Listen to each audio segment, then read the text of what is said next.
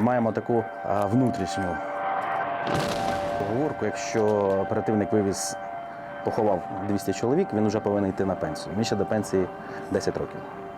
Уже свій ліміт я вичерпав. Дівчатки, я вас подвів. Що таке? Мене підстрелили. To use those bombs in such an area, by definition, appears to be disproportionate and imprecise, and therefore, on the face of it, a war crime.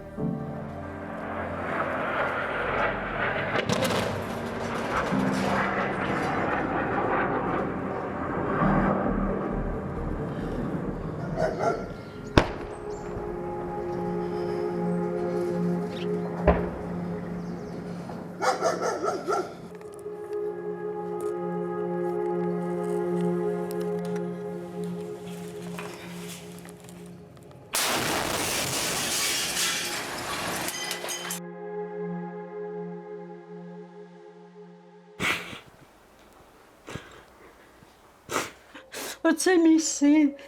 Йому 57 років було, його вбили. Ось довідочка, що іменно хай фотографував.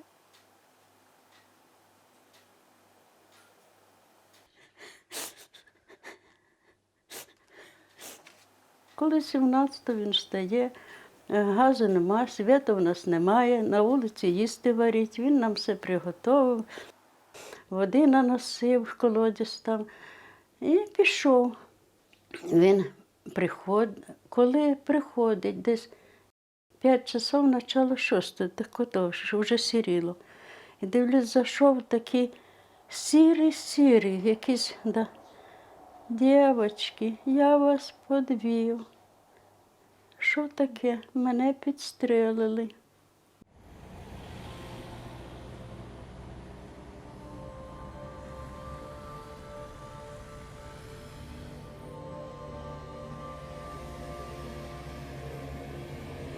Вони йому дали сигарет, він 1,50 м дійшов, і йому вистрелили. Він падає.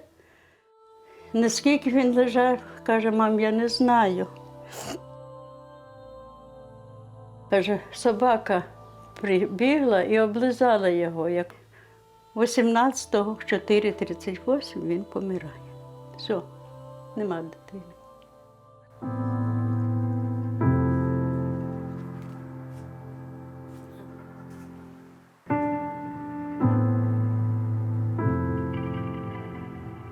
Думаєте ви, що буде суд такий справжній? Я думаю, вірю. Я вірю, що буде. Буде суд. І треба судити, треба судити.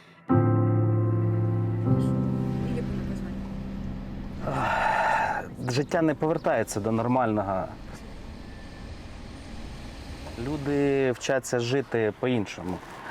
Нормальне життя закінчилось 24 числа.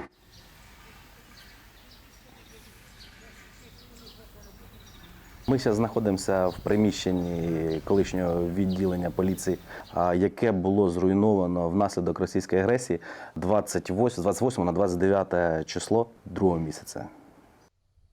На очах гинули цивільне населення. В руйнованих будинках ми чули з підвалів крики людей, які там знаходились, але внаслідок обстрілів в нас не було можливості ні евакуювати їх.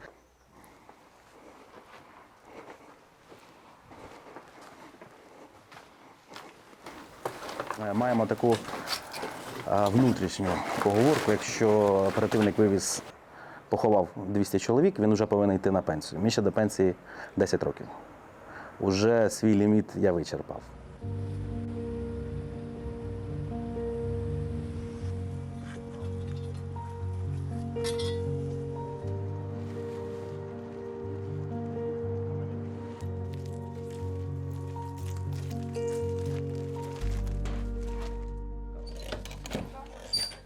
Зараз зайдемо.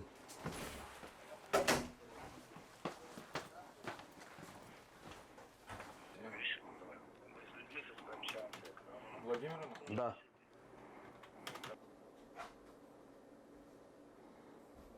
Закривай.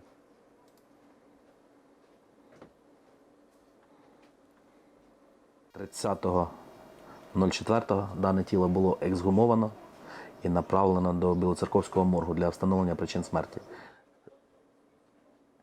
Встановити частину ми можемо, а конкретно притягнути відповідальну особу на даний момент не представляється можливим.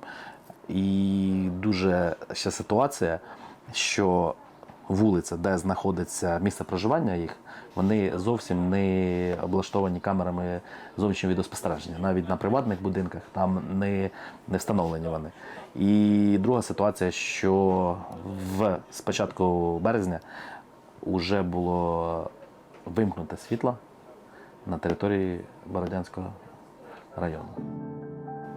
А так острагуєшся проблеми, ти документуєш, вивозиш, переключаєшся на якусь іншу проблему робочу і відпускаєш його. Але коли ти їдеш один в автомобілі, коли ти знаходишся один, воно тебе не відпускає.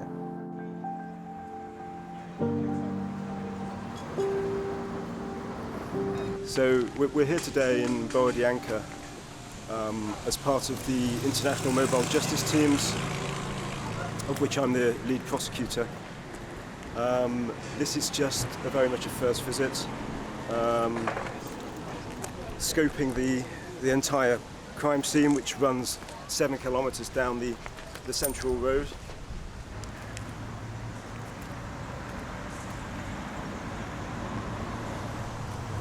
This is a good example, a huge area of destruction. The theory seems to be that this is an aerial attack. There appears to be no possible justification for this. On the face of it, at this stage it's very early, this would seem to be an obvious war crime for priority investigation. It's accepted that there will be a large number of deaths and casualty among soldiers and really brutal destruction, which actually isn't a crime. That's accepted. To intentionally target civilians or civilian infrastructure or buildings is a war crime. As the Russian troops advanced into the town, the Russian Air Force came up behind it and fired missiles directly into high residential buildings and apartment blocks, which caused the most astonishing destruction. Now, the thing to understand is these bombs are designed for heavy military targets, and to use those bombs in such an area, by definition, appears to be disproportionate and imprecise, and therefore, on the face of it, a war crime. You've got to build the case carefully. Context and the military narrative is very important. Where were the Russian forces? Where did they come from? Were there any Ukrainian defense forces in the area? Where were they? What were they doing? Was there any military targets or legitimate military purpose that could be targeted or attacked? Investigations remain confidential, but what I can say is that there are means, effective means, to identify commanders in the forces all the way up the chain. It's not always that difficult to identify who's ultimately responsible for this. It could take years, I'll have to be honest, but in Ukraine, if it's done in Ukrainian court, I'd expect it to take a little bit less than that.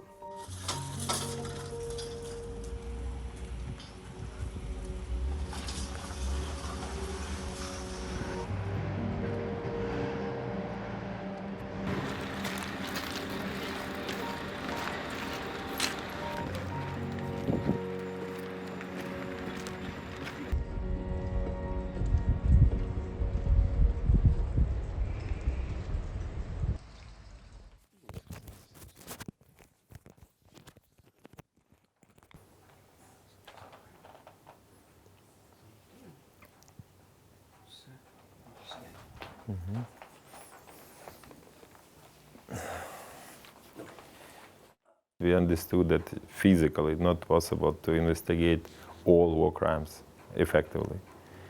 And definitely each of these crimes has to be investigated. It's a matter of time, but we definitely have to prioritize.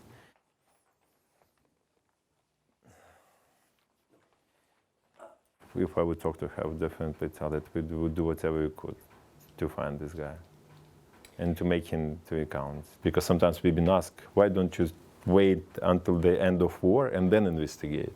So guys, why should we? Because crimes have been committed. We have to investigate. We have to prove to victims that we're not sitting here. We're trying to find who did it, and we do our best to do that. Even for victims, it's important because they see that the state tries to do this. We just recently met with guys from Croatia, war crime prosecutors. They told us they have cases when they found perpetrator in 30 years.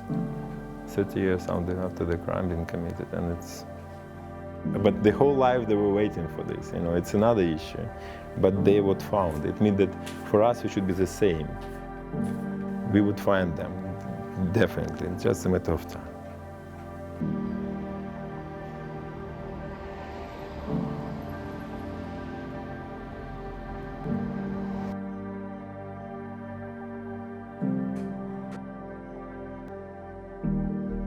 Що я можу з ними говорити після того, як я доставав тіла дітей з розбомблених будинків? Тіла молодих людей, тіла чиїхсь матерів, чиїхсь батьків. Я не можу спілкуватися із звірми. Звірі, вони не розуміють мови.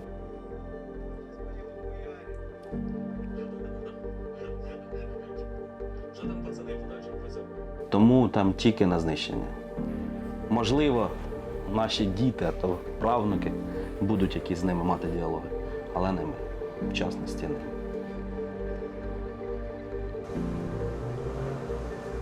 Well, you never give up hope. International justice history shows that even in the Yugoslav war, certain people high up the chain like Milosevic and Mladic, I think people involved at the time thought they'd never be able to arrest those people, and they did. But even if you can't arrest and apprehend these people, and even if you have to have trials in absentia, it's always important, in my view, to still prosecute those cases, because they then expose to a very high standard exactly what happened. And at the end of those trials, there's a conviction, and arrest warrants will be issued, and they'll be issued internationally.